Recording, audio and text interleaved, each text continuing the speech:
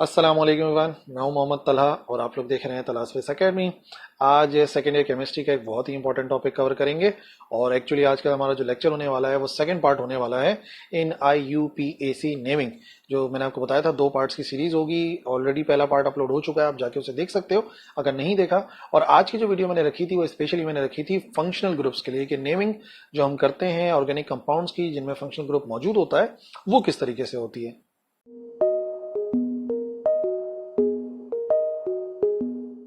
तो सबसे पहले एक कॉन्सेप्ट आप ग्रैब कर लीजिए कि what is a functional group. ठीक है ना। फंक्शनल ग्रुप एक्चुअली एक मॉलिक्यूल है जो कि किसी ऑर्गेनिक कंपाउंड के अंदर शामिल होता है। और जब ये किसी ऑर्गेनिक कंपाउंड के अंदर शामिल होता है तो वो उस ऑर्गेनिक कंपाउंड की जो प्रॉपर्टी है, जो केमिकल और फिजिकल प्रॉपर्टी है, उस पर हावी हो जाता है, उस पर कब्जा कर लेता है और बाकायदा वो गवर्न करता है, हुकूमत करता है जो केमिकल और फिजिकल प्रॉपर्टीज होती हैं उस पर्टिकुलर ऑर्गेनिक कंपाउंड की। ठीक है। फंक्शनल ग्रुप यानी कि मेन जो फंक्शन होता है वो इसी का होता है, जो काम करने वाला ग्रुप है वो यही है। ये ग्रुप ऑफ एटम्स और मॉलिक्यूल्स है जो कि किसी ऑर्गेनिक कंपाउंड के साथ जब शामिल हो जाते हैं, ब्रांच में आ जाते हैं, तो वो क्या करते हैं, वो बाकायदा उस पूरे जो ऑर्गेनिक कंपाउंड था उसकी प्रॉपर्टी को चेंज कर देते हैं, उस पर हावी हो जाते हैं और समझ लो उसको गवर्न करने लगते हैं, उसको हुकूमत करने लगते हैं। तो ये एक्ट करते हैं लाइक अ बॉस। याद रखो ये जो फंक्शनल ग्रुप है ये बॉस हैं ऑर्गेनिक कंपाउंड के, इन्हीं के कहने पे सब कुछ होता है। जैसे मिसाल के तौर पे मैं आपको एक मिसाल दे रहा हूँ, प्रोपेन। प्रोपेन 3 कार्बन वाला एक सिंपल सा ऑर्गेनिक कंपाउंड हो गया। अब प्रोपेन की जो एक बात है, केमिकल प्रॉपर्टी है, वो ये है कि प्रोपेन रिएक्टिव नहीं है, ज्यादा ज्यादा रिएक्शन करता नहीं है प्रोपेन ना। और फिजिकल प्रॉपर्टी की एक मिसाल ये है कि प्रोपेन जो है वो जो है क्या कहते हैं, गैशियस है। प्रोपेन जो है ना गैशियस है, गैशियस स्टेट में पाया जाता है। तो फिजिकल प्रॉपर्टी भी आ गई, केमिकल प्रॉपर्टी भी आ गई। अब जब इसी के साथ हम एक हाइड्रोक्सिल शामिल कर देते हैं, OH, हम इसके अंदर एक मॉलिक्यूल शामिल कर देते हैं, तो ये जो OH होता है बेसिकली ये अल्कोहल कहलाता है। तो ये जो है वो जो प्रोपेन होता है वो कन्वर्ट हो जाता है प्रोपेनॉल में। ठीक है ना, ये प्रोपेनॉल बन जाता है। प्रोपेन 1 ओल क्या होता है, लेकिन चलो जो पहला वाला होता है उसे प्रोपेनॉल ही कहते हैं। तो जैसे ही प्रोपेनॉल बनता है तो सबसे पहले इसकी फिजिकल प्रॉपर्टी चेंज हो जाती है। फिजिकल प्रॉपर्टी का मतलब at room temperature propanol is liquid. ठीक है ना। तो देखो ना, उन्होंने हुकूमत करी, गैसियस स्टेट थी प्रोपेन की, लेकिन उसको कन्वर्ट कर दिया किसमें, लिक्विड में। तो अभी जो एल्कोहल है वो गवर्न कर रहे हैं कि प्रोपेन की फिजिकल कंडीशन क्या होने वाली है। प्लस वो उसी केमिकल प्रॉपर्टी पे भी हावी होते हैं और बाकायदा उसको मोर रिएक्टिव बना देते हैं जितना वो रिएक्टिव नहीं था, क्योंकि अल्कोहल्स आर मोर रिएक्टिव। तो इस तरीके से आप देखो कि फंक्शनल ग्रुप, ये तो एक मिसाल मैंने आपको दी है, बाकी तमाम के तमाम फंक्शनल ग्रुप जो आज की इस वीडियो के अंदर मैं एक्सप्लेन करूंगा तो वो थोड़ा सा आइडिया भी हो जाएगा आपको फंक्शनल ग्रुप का। और दूसरी बात, अगर किसी ऑर्गेनिक कंपाउंड के अंदर कोई फंक्शनल ग्रुप शामिल है तो उसकी नेमिंग किस तरीके से की जाती है वो भी समझना। लेकिन सबसे पहले नजर डाल लेते हैं डिफरेंट फंक्शनल ग्रुप्स पे। तो फंक्शनल ग्रुप फैमिली के साथ लिख देंगे हम फर्स्ट कॉलम के अंदर। सेकंड में आ जाएगा उसका IUPAC नेम, जो कि हम सफिक्स के तौर पे यूज़ करेंगे, यानी कि बाद में जो वर्ड आता है रूट के। और फिर name of functional group, prefix अगर हम यूज़ करना चाहें तो प्रीफिक्स क्या होगा, और मैं आपको हर एक की एक फंक्शनल ग्रुप की एग्जाम्पल भी दे दूंगा। तो पहला हो जाएंगे हमारे एल्कोहल्स। एल्कोहल्स की खास बात यह है कि एल्कोहल्स के अंदर आपको यहाँ पर नजर आ रहा है एक O और एक नजर आ रहा है H, यानी कि OH जो है वो पहचान हो जाएगी हमारे एल्कोहल्स की। सफिक्स जो इस्तेमाल होता है आखिर में OL लगा देते हैं तो वो एल्कोहल हो जाता है, और वो OL यहीं से लिया है एल्कोहल, तो आखिर का OL जो है वो बेसिकली इस्तेमाल होता है एज अ सफिक्स। और अगर हम प्रीफिक्स के तौर पे लिखते हैं तो फिर हाइड्रोक्सी, और आगे फिर जो भी वर्ड आता है उसको हम लिखते रहते हैं। तो हाइड्रोक्सी लिखें या OL लिखें, OL ज़रा ज़्यादा कॉमन है। और जैसे मिसाल के तौर पे ये हो गया मीथानॉल, इथानॉल, प्रोपेनॉल, ये सारे के सारे क्या हो जाएंगे, ये सारे के सारे एग्जांपल्स हो जाएंगी एल्कोहल्स की। सेकंड में आते हैं एल्डिहाइड्स। एल्डिहाइड्स के अंदर आपको नजर आ रहा है लास्ट के अंदर, बल्कि यहाँ पर हम जो है ना शुरू के AL को इस्तेमाल करते हैं, AL, और ये आ गया AL, या तो फिर हम शुरू में लगा देते हैं ऑक्सो, जैसे कि एग्जाम्पल के अंदर नजर आ रहा है मीथानल। ठीक है ना, तो यहाँ पर मीथानल एग्जाम्पल हो जाएगी और यहाँ पर आ जाएगा AL। ठीक है, और अगर प्रीफिक्स के तौर पर इस्तेमाल करते हैं तो ऑक्सो करते हैं। ठीक है ना, ऑक्सो मीथेन वगैरह करके इस तरीके से एल्डिहाइड को यूज करते हैं। बाकी स्ट्रक्चर वगैरह जब अभी मैं ड्रॉ करूंगा तो उसमें और ज्यादा क्लियर हो जाएगा, लेकिन ये पहचान आपको नजर आ रही है किस तरीके के होते हैं एल्डिहाइड्स। तीसरे नंबर पे कीटोन्स होते हैं। ठीक है, कीटोन्स की खास बात यह है कि उनमें जो है वो आपको एक ऑक्सीजन नजर आ रहा होगा यहाँ पर, ठीक है ना, एक ऑक्सीजन की मौजूदगी और 2 कार्बन आपको नजर आ जाएंगे। जैसे कि एल्डिहाइड नजर आ रहा है, तो ये जो जगह नजर आ रही है ना, ये होगी ये रही, ठीक है ना। और इसी तरीके से कीटोन्स हो जाएंगे। कीटोन्स की खास बात ये कि इनके आखिर में हम क्या करते हैं, अगर सफिक्स यूज करते हैं तो ओन यूज करते हैं, जैसे यहाँ पर आ रहा है कीटोन का, ठीक है। और नहीं तो शुरू में जो है वो ऑक्सो इस्तेमाल करते हैं। जैसे एग्जाम्पल दी हुई है टू प्रोपेनॉन। प्रोपेनॉन जो है वो एक कॉमन कीटोन की मिसाल है। तो ये वो फंक्शनल ग्रुप्स हैं 3 जो कि मैं आपको बता रहा था, जो कि बॉस हैं समझ लो, जो कि डिसाइड करेंगे प्रॉपर्टीज, करेक्टरिस्टिक्स जो भी ऑर्गेनिक कंपाउंड होता है। चौथे नंबर पे कार्बोक्सिलिक एसिड्स होते हैं, ठीक है। कार्बोक्सिलिक एसिड्स जो हैं इनका फॉर्म ये आती है कि OOH नजर आ रहा है आपको यहाँ पे, ये आ गया O और H होता है, और फिर ओइक हम इस्तेमाल करते हैं आखिर में, ठीक है ना। हम आखिर के अंदर ओइक एसिड इस्तेमाल करते हैं तो वो कार्बोक्सिलिक एसिड बन जाते हैं, या फिर शुरू के अंदर कार्बोक्सी, कार्बोक्सी के जरिए भी यूज कर सकते हैं, लेकिन ज्यादा प्रीफर हम जरा सफिक्स पे ही करते हैं, जो कि हमारी बुक के अंदर भी प्रीफर किया गया है। जैसे कि यहाँ पर आ गया इथेनोइक एसिड, तो यहाँ पर आ गया ओइक एसिड। ओइक एसिड जो है वो पहचान है कि ये जो है वो कार्बोक्सिलिक एसिड्स हैं, ठीक है ना। 4 हो गई एग्जांपल्स फंक्शनल ग्रुप की। पांचवी देख लेते हैं। पांचवी एग्जांपल्स के अंदर आ जाएंगे एस्टर्स। एस्टर्स जो है इनका जो सफिक्स है जो ज्यादा हम इस्तेमाल करते हैं वो हम इसी तरीके से इस्तेमाल करते हैं, अल्काइल OH, यानी कि जो भी होते हैं, यानी कि मेन जो हमारे पास ऑक्सीजन होता है उसके इर्द गिर्द जो लगे हुए हैं उससे फिर हम डिसाइड करते हैं कि एक साइड वाला जो है वो अल्काइल यानी मिथाइल इथाइल वगैरह होता है, और एक के जो है वो आखिर के अंदर हम O8 लगा देते हैं। और नहीं तो एल्कॉक्सी, यानी कि जो भी होगा अल्केन, मिथॉक्सी हो सकता है, इथॉक्सी हो सकता है, और फिर बाद में हम लगा देंगे कार्बोनिल। तो जैसे एक एग्जाम्पल यहाँ पे मैंने लिख दी है मिथाइल इथेनोएट, तो मिथाइल इथेनोएट, तो ये आ गया अल्काइल का मिथाइल, और ये जो OH आ रहा है यहाँ पर आ गया इथेनोएट। तो एस्टर्स जो है वो बेसिकली इसी तरीके से जाहिर करते हैं, जो कि अभी हम फर्दर समझने वाले हैं। But number 6 ethers. ईथर्स के अंदर ऑक्सीजन और फिर यहाँ पर 2 चेन्स आ रही होती हैं, कोई भी हो सकती है, 2 रेडिकल्स हो सकते हैं। और पहले वाले के लिए हम कर देते हैं एल्कॉक्सी और दूसरे के लिए अल्केन कर देते हैं, यानी कि जिस तरीके से मैंने आपको बताया इथॉक्सी, और यहाँ पर इथेन हो सकता है। और नहीं तो सीधा सीधा हम एल्कॉक्सी भी लिख सकते हैं, यानी कि एल्कॉक्सी का मतलब हो गया अल्केन जो भी होगा उसके साथ फिर हम क्या कर देंगे, ऑक्सी लगा देंगे, यानी कि हम इथॉक्सी लगा देंगे, इथॉक्सी लगा देंगे। तो मैंने आपको बताया ज़्यादातर हम लोग प्रीफर करते हैं सफिक्स को, बट प्रीफिक्सेस भी यूज किए जा सकते हैं। प्राइमरी अमाइन भी हैं, ठीक है ना। अमाइंस हो सकते हैं, प्राइमरी अमाइंस को या तो अमाइन लिख देते हैं या अमाइनो लिख देते हैं, जैसे कि मिथाइल अमाइन लिख देते हैं, इथाइल अमाइन लिख देते हैं। तो प्राइमरी अमाइंस भी जो है वो एक खास फंक्शनल ग्रुप है जो कि बहुत कॉमन है। और इसी तरीके से अल्काइल हैलाइड्स जो होते हैं, जिसके अंदर जो है वो आप देख सकते हो यहाँ पर हम क्या लिखते हैं, या तो हम हेलो लिख देते हैं, ठीक है ना, हेलोमीथेन, या फिर यहाँ पे हेलो अल्केन, बोल के वही बन गया बिल्कुल ना, ये तो हेलो अल्केन, और जो भी अल्केन आ रहा होता है, इथेन आ रहा होता है, मीथेन आ रहा होता है, वो लिख देते हैं। तो ये जो है ना, मैंने बस 8 सेलेक्ट किए थे ताकि एक्चुअली एक इंट्रोडक्शन हो जाए, आप लोग फंक्शनल ग्रुप को देख लो, ताकि फिर उस फंक्शनल ग्रुप को जब मैं एक्सप्लेन कर रहा हूँ तो थोड़ा बहुत आइडिया जो है वो इस टेबल से आप लोगों को रहे, ठीक है ना, कि क्या क्या होते हैं जो हमारे फंक्शनल ग्रुप्स होते हैं। अब देख लेते हैं वन बाय वन हर एक की नेमिंग को किस तरीके से कर सकते हैं। स्टार्ट करते हैं एल्कोहल से, और एल्कोहल्स मैंने बताया था OH होता है, OH पहचान होती है कि एल्कोहल्स मौजूद हैं। तो देख लो यहाँ पर हमारे पास नजर आ रहा है 2 कार्बन है और यहाँ पर OH लगा हुआ है।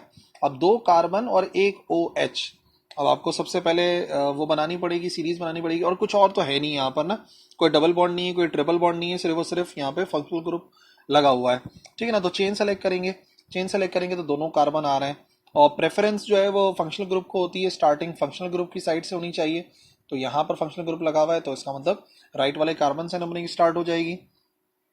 1 और 2 कार्बन, 1 कार्बन 2 कार्बन, 1 इस वजह से, क्यों क्यों हम किसको प्रेफर करते हैं, यहाँ पे तो कुछ है ही नहीं ना, और ना सब्सटीट्यूएंट लगा हुआ है, ना यहाँ पे कोई डबल बॉन्ड है, ट्रिपल बॉन्ड है, सिर्फ फंक्शनल ग्रुप है तो उसी को प्रेफर करेंगे 1 और 2, ठीक है ना। तो फिर क्या बन जाएगा हमारा नाम, 2 कार्बन नजर आ रहे हैं, 2 कार्बन का मतलब हो गया इथेन, ठीक है। और मैंने क्या बताया आपको, अल्कोहल के लिए क्या इस्तेमाल होता है आखिर का, OL, तो क्या बन जाएगा, ये बन जाएगा इथेन 1 ओल, क्योंकि जो OL लगा हुआ है ये कहाँ लगा हुआ है, ये 1 पे लगा हुआ है फर्स्ट कार्बन के ऊपर, इस वजह से 1 ओल लिखेंगे। और वैसे जो इथेन 1 ओल होता है ना, ये सिंपल लफ्जों में कहलाता है इथेनॉल, तो हम इसको इथेनॉल भी कहते हैं, ठीक है। इथेनॉल बहुत कॉमन है, आप लोगों ने सुना होगा यकीन।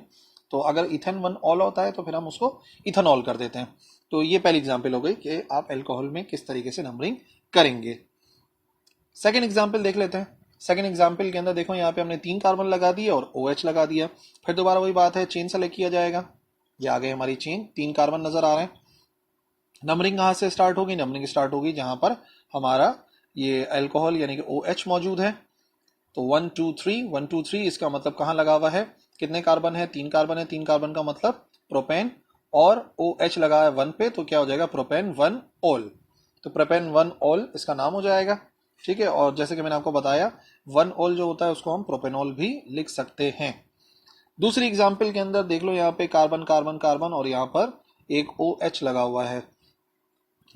स्टेप नंबर 1 तो वही है हमारा, लॉन्ग चेन सेलेक्ट करेंगे तो चेन तो यहाँ पे एक ही नजर आ रही है, तो चारों कार्बन सेलेक्ट हो जाएंगे।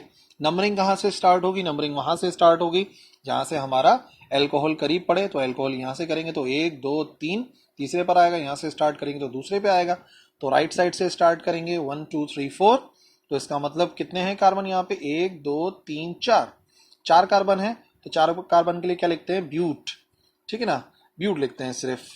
और फिर क्या, यहाँ पर आ गया हमारे पास OH लगा हुआ है दूसरे के ऊपर, तो क्या हो जाएगा? ब्यूटेन 2 ओल। ठीक है ना, ब्यूट सिंगल बॉन्ड और क्या हो गया? 2 ओल, क्योंकि दूसरे के ऊपर लगा हुआ है अल्कोहल, तो 2 ओल हो जाएगा। तो ब्यूटेन 2 ओल ये हो गया हमारा ये वाला अल्कोहल। अब देख लेते हैं कुछ और फंक्शनल ग्रुप्स, जैसे कि एल्डिहाइड। अच्छा, एल्डिहाइड को मैं चाह रहा हूं कि आप जरा कंपेयर करना सीख लो। एल्डिहाइड को आप कंपेयर करना सीख लो विद कीटोन, ताकि आप जो है वो एक ही साथ दोनों को समझाने की कोशिश कर रहा हूं मैं, एल्डिहाइड और कीटोन को, ताकि आप दोनों में फर्क समझ जाओ। क्योंकि एल्डिहाइड में सिर्फ और सिर्फ एक हाइड्रोजन एक्स्ट्रा है, बाकी तो कीटोन ही लग रहा है, ये CO। तो CHO एल्डिहाइड होते हैं और जो कीटोन होते हैं ये CO होते हैं। तो स्ट्रक्चर के अंदर इन दोनों को समझना है, एल्डिहाइड में CHO आ रहा होगा और कीटोन में CO आ रहा होगा। तो अब स्ट्रक्चर ही मैं बना के दिखा दूंगा आप लोगों को, लेकिन याद रखना है हाइड्रोजन है तो एल्डिहाइड हाइड, और अगर नहीं है हाइड्रोजन तो वो हो जाएगा कीटोन। ठीक है ना, तो एल्डिहाइड H से आप याद रखिएगा कि CHO, और कीटोन के लिए सिर्फ और सिर्फ CO हो जाएगा। तो चलो एल्डिहाइड देखते हैं। एल्डिहाइड मैंने बताया CHO आता है। CHO के अंदर सबसे पहले ये हमारे पास स्ट्रक्चर आ गया, ये जो नजर आ रहा है ना ब्लू से, ये हमारा एल्डिहाइड है CHO, यानी कि हाइड्रोजन होता है और हाइड्रोजन के साथ यहाँ पे डबल बॉन्ड के साथ ऑक्सीजन लगा हुआ है कार्बन, तो कार्बन की चारों वैकेंसीज फिल हो गई, 1 2 3 और ये आ गया 4।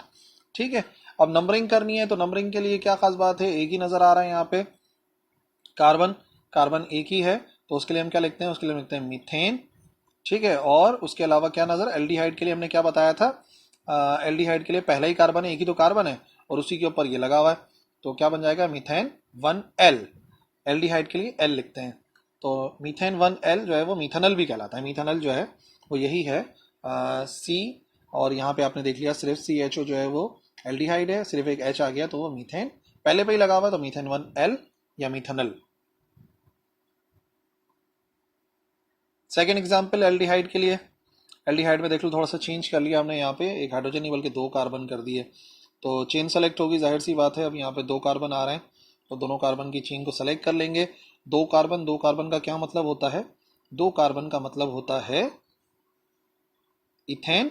ठीक है, और जाहिर सी बात है नंबरिंग कहाँ से स्टार्ट होती है? नंबरिंग वहीं से स्टार्ट होती है, यहाँ पे ये O और H लगा हुआ होगा, तो इथेन, और कहाँ पे लगा हुआ है? 1L, ये जो लगा हुआ है वो पहले पे ही लगा हुआ है, तो इस वजह से क्या लाएगा? Ethane 1L। ठीक है, वो मीथेन 1L था और ये इथेन 1L।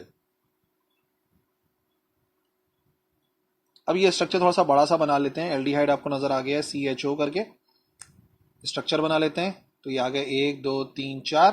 थोड़ा सा और इसको बना लेते हैं, ऐसा कर लेते हैं कि यहाँ पे ट्रिपल बॉन्ड कर लेते हैं। ठीक है, अब क्या है, आपको कितने कार्बन नजर आ रहे हैं? 1 2 3 4 5 कार्बन नजर आ रहे हैं। सेलेक्ट कर लिया, यही हमारे पास चेन है 1 2 3 4 5 कार्बन की। ठीक है, नंबरिंग कहाँ से स्टार्ट होगी? नंबरिंग कहाँ से स्टार्ट होगी? याद कीजिए, यहाँ पे ट्रिपल बॉन्ड भी आ रहा है और यहाँ पर फंक्शनल ग्रुप भी लगा हुआ है, तो इसका मतलब प्रेफरेंस की जाएगी फंक्शनल ग्रुप को।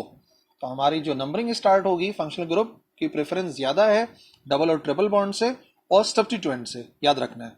सब्स्टिट्यूएंट को आखिर में प्रेफर करते हैं और लिखते पहले हैं, याद रखना, सब्स्टिट्यूएंट को प्रेफर आखिर में करते हैं, लेकिन कभी भी नेमिंग करते हैं तो नेमिंग में सब्स्टिट्यूएंट पहले लिखते हैं, फिर डबल या ट्रिपल बॉन्ड लिखते हैं और उसके बाद फिर जाके किसको लिखते हैं? उसके बाद हम लिखते हैं फंक्शनल ग्रुप को, लेकिन नंबरिंग में प्रेफर करते हैं फंक्शनल ग्रुप को। तो ठीक है, नंबरिंग कर लेते हैं 1 2 3 4 5। ठीक है। तो अब क्या है, सबसे पहले किसको लिखते हैं, सबसे पहले सब्स्टिट्यूएंट को लिखते हैं जो कि है नहीं, उसके बाद ट्रिपल बॉन्ड वगैरह और काउंट करके लिख देंगे कितने कार्बन है, तो 5 कार्बन है। 5 कार्बन का मतलब क्या हो गया, 5 कार्बन का मतलब हो गया पेंट। ठीक है, और कहां पर आ रहे हैं ट्रिपल बॉन्ड, ट्रिपल बॉन्ड छोटे वाले नंबर को देखते हैं, तो ट्रिपल बॉन्ड जो है वो 4 पर आ रहा है, तो पेंट 4 आइन। ठीक है ना, पहले प्रेफरेंस बाद में देते हैं नंबरिंग में डबल या ट्रिपल बॉन्ड को, लेकिन लिखते पहले हैं। ठीक है, और आखिर में क्या आ जाएगा, पेंट 4 आइन, और क्या लगा हुआ है हमारे पास, कितने पर, पहले पे लगा हुआ है 1L, एल्डिहाइड लगा हुआ है ना, तो इसको 1L कर देंगे, तो ये जाएगा पेंट 4 आइन 1L। चलो कीटोन को देख लेते हैं, सिर्फ जहां हाइड्रोजन है वो एल्डिहाइड, और जहां पे हाइड्रोजन नहीं है वो हो जाएगा CO। ठीक है ना, यानी कि कीटोन्स। कीटोन्स में ये आ गया C और O आ गया, सिर्फ और सिर्फ कार्बन और उसका डबल बॉन्ड बना हुआ है ऑक्सीजन के साथ, इसका मतलब 2 और जगह है कार्बन के पास बॉन्ड बनाने के लिए। तो ठीक है, दोनों तरफ यहां पर भी CH3 आ गया, यहां पे भी CH3 आ गया। अब क्या करेंगे, चेन यही नजर आ रही है, इस चेन को हमने सेलेक्ट कर लिया। ठीक है ना, और जब हमने चेन को सेलेक्ट कर लिया तो अब कीटोन के बारे में मैंने आपको बताया था, अच्छा 3 है, 1 2 3, तो यहां पर आ जाएगा प्रोपेन। ठीक है ना, प्रोपेन यानी कि 3 कार्बन और फिर 2 ओन। ठीक है ना, 2 कहां पर आ रहा है, क्योंकि सेकेंड कार्बन पर ही आ रहा है, जो हमारे पास कीटोन लगा हुआ है, यानी कि मेन जो ये फंक्शनल ग्रुप है ये हमारा बीच वाला कार्बन है। यहां से नंबरिंग कर लो तो 1 2 3, यहां से नंबरिंग कर लो तो 1 2 3, इसका मतलब वो आएगा तो दूसरे पर ही, इस वजह से इसको कहेंगे प्रोपेन 2 ओन। ठीक है ना, कीटोन आगे एग्जाम्पल इसको कर लेते हैं, एक 1 2 3 4 कार्बन है, और यहाँ पर दूसरे वाले के ऊपर जो है वो ऑक्सीजन लगा हुआ है। नंबरिंग कहाँ से स्टार्ट होगी, नंबरिंग वहां से स्टार्ट होगी जहां पर हमारा ये डबल बॉन्ड करीब आ रहा होगा। चेन सेलेक्ट करा, नंबरिंग स्टार्ट करी 1 2 3 4। ठीक है, कितने कार्बन है, 4 कार्बन है, 4 कार्बन का मतलब क्या होता है, ब्यूट। ओके, और ब्यूट के बाद आ गया यहाँ पे ब्यूटेन, कितने पर, 2 पर, 2 पर ऑन। ठीक है ना, तो कीटोन ब्यूटन 2 ऑन, जहां पे ऑक्सीजन लगा हुआ है उस नंबर पे उसका नंबर आ जाएगा यहाँ पे, और ऑन लगा देते हैं ताकि याद रहे वो बात हो रही है कीटोन की। Carboxylic acid, carboxylic acid COOH, देखना आसान है, 2 ऑक्सीजन होंगे, 1 कार्बन 1 हाइड्रोजन, COOH ऐसा बना हुआ होगा, यानी कि कार्बन के एक तरफ डबल बॉन्ड हुआ हुआ है ऑक्सीजन के साथ और एक तरफ OH के साथ हुआ हुआ है, यानी कि एक जो है ना वो खाली है हाइड्रोजन की, 4 जो बॉन्ड बनते हैं उसमें से 3 बॉन्ड बने हुए हैं, एक बॉन्ड फारिग है। तो देख लेते हैं सबसे आसान से, एक तरफ हमने लगा दिया हाइड्रोजन। ठीक है, हाइड्रोजन लगा दिया तो अब क्या हो गया, चेन सेलेक्ट करो, चेन क्या, एक ही कार्बन है तो उस कार्बन को हमने सेलेक्ट कर लिया। कार्बन को सेलेक्ट करने के बाद आपको इसकी नेमिंग का प्रोसेस याद था ना, मीथेन।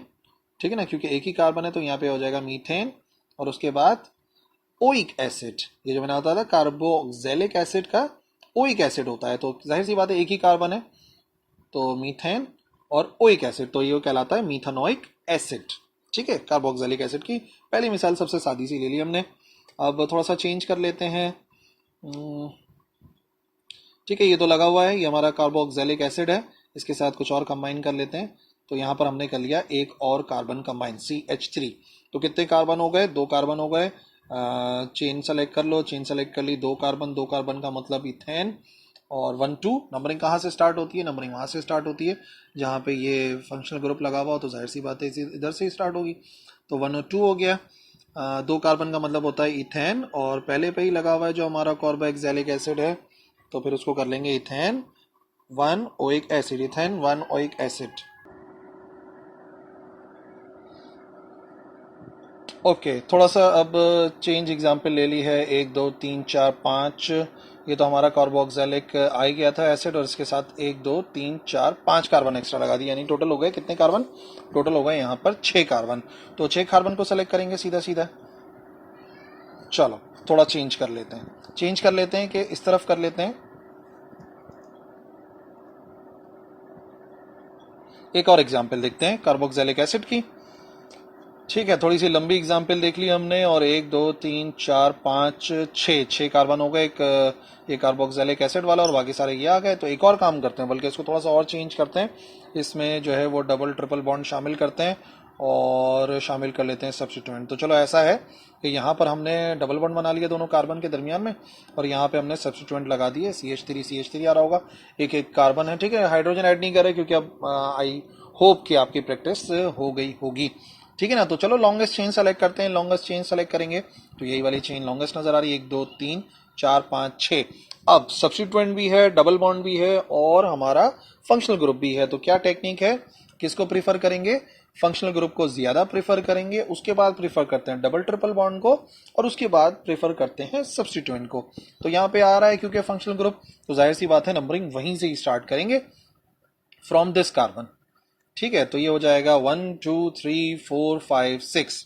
ठीक है, अब मैंने आपको क्या कहा था, मैंने आपको कहा था कि सबसे ज्यादा प्रीफर तो हम लोग करते हैं इसी को ही ना, सबसे ज्यादा प्रीफर करते हैं फंक्शनल ग्रुप को, लेकिन लिखते हैं हम उसको आखिर में क्योंकि हम सफिक्स यूज कर रहे हैं, थोड़ी आसानी हो जाती है। और सबसे कम प्रेफरेंस किसकी होती है, सबसे कम प्रेफरेंस होती है हमारे पास सब्स्टिट्यूएंट की। लिखते हैं सबसे पहले, सब्स्टिट्यूएंट दो नजर आ रहे हैं आपको, दोनों के दोनों 4 पे लगे हुए हैं और क्या है ये मिथाइल लगे हुए हैं, तो दोनों की पोजीशन बतानी पड़ेगी 4,4। डाई मिथाइल, 2 मिथाइल है तो हो जाएगा डाई मिथाइल। ठीक है ना, पूरा मैंने बनाया नहीं लेकिन आप याद रखोगे एक कार्बन है तो CH3 होगा, इधर भी CH3 होगा और चौथे पे लगा हुआ है तो 4,4 डाई मिथाइल।